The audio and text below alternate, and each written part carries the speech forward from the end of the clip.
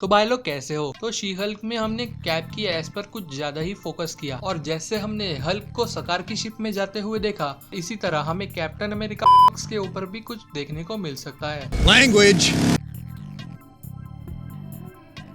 तो end game के बाद हमने देखा कि कैसे कैप्टन अमेरिका यानी कि क्रिस एवंस वाले स्टीव रॉजर्स कैसे टाइम में पीछे जाते हैं और बुढ़े हो जाते हैं। पर जब स्पाइडरमैन नो वे होम में हमने टोबी और एंड्रयू वाले स्पाइडरमैन को वापस आते हुए देखा, इसी तरह मुझे लगा कि रॉबर्ट डाउनी जूनियर के आयरन मैन और क्रिस एवंस कैप्टन अमेरिका को भी वापस लाया जा सकता है। पर मार्वल वालों ने एक इंटरव्यू में हमें बताया कि आयरन मैन यानी कि रॉबर्ट डाउनी जूनियर के साथ उनके आगे के प्लान्स नहीं है। पर दूसरी ही तरफ हमें ये भी रूमर्स आ रहे हैं कि कैसे क्रिस एवंस ने एक और प्रोजेक्ट साइन किया है मार्वल वालों के साथ ही अभी के latest San Diego Comic Con 22 में हमने मार्वल के फेज 5 और 6 के अंदर बहुत से प्रोजेक्ट्स देखे जिसमें हम क्रिस एवंस के कैप्टन अमेरिका को देख सकते हैं। तो फेज 5 की शुरुआत एंटमैन 3 क्वांटमेनियस से होती है, पर उसी के जस्ट बाद हम देख सकते हैं सीक्रेट इन्वेजन, जिसमें हमें क्योंकि Nick Fury Far From Home के एंड में स्पेसशिप में जाते हुए देखा और Falcon and the Winter Soldier में हमने ये भी एक रूमर देखा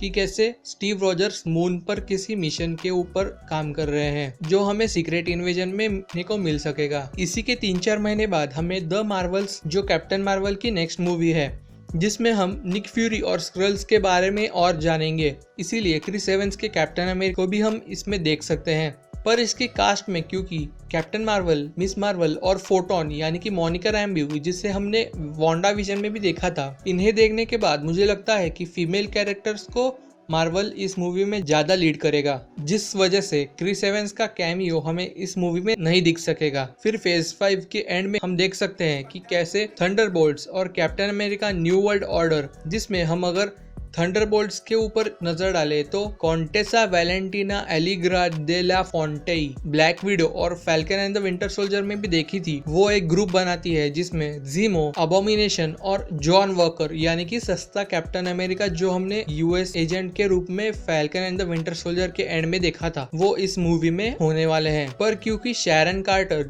जो पावर ब्रोकर है वो captain America new world order के ऊपर बेस्ड होने वाला है। तो इसी के साथ कॉमिक कॉन 22 के फेज 5 के ऊपर तो हमने डिस्कशन कर ली, पर अभी सितंबर 22 में D23 का भी इवेंट होने वाला है जिसमें हमें मार्वल के नेक्स्ट वेब सीरीज के ऊपर भी इन डेप्थ जानने को मिल सकता है। अगर हम कैप्टन अमेरिका की आगे की स्टोरी के बारे में एक्सपेक्ट कुछ कर सकते हैं तो वो कॉमिक्स में नोमैड का भी रूप लेते हैं। इश्यू 180 में दिखा था जब स्टीव को पता चलता है कि कैसे यूएस गवर्नमेंट का प्रेसिडेंट एक टेररिस्ट ऑर्गेनाइजेशन के साथ है जिसका नाम होता है सीक्रेट एम्पायर, और इसी वजह से स्टीव अपनी आइडेंटिटी भी छोड़ देता है। पर क्योंकि हॉकाई उसे समझाता है, इसी वजह से वो नोमैड का भी रूप लेता है। पर कैप ने ये आइडेंटिटी बहुत समय तक नहीं रखी थी जो हमें कैप्टन अमेरिका इश्यू 184 में दिखा। तो इतना सब होने के बाद हम ये आखिर में एक्सपेक्ट कर सकते हैं कि ओल्ड एज कैप जो अभी एमसीयू में मून पर हो सकता है, उनकी डेथ तो अभी नहीं हुई, वो अपनी old age life Nick Fury और स्क्रल्स को लीड करते करते बिता रहे होंगे। इसी वक्त हमें उनके टाइम ट्रेवलिंग का भी पता चलेगा कि कैसे उन्होंने इन्फिनिटी स्टोन्स फिर से रिटर्न कर दिए, और ये सब कांड होते होते हमें ये भी दिख सकता है कि कैसे अर्थ पर फैल्कन और बकी को भी वो लीड करेंगे। पर बाकी कुछ भी हो, वो अवेंजर 6 सीक्रेट वॉर्स में तो आने ही वाले हैं, या तो वो आएंगे या फिर उनका मल्टीवर्सल वेरिएंट, हु नोज। और इसी बात पर लाइक, शेयर, सब्सक्राइब जो भी करना हो कर देना, कुछ भी करना हो दबा देना। मैं मिलूंगा आपसे अगली शी हल्क के वीडियो में।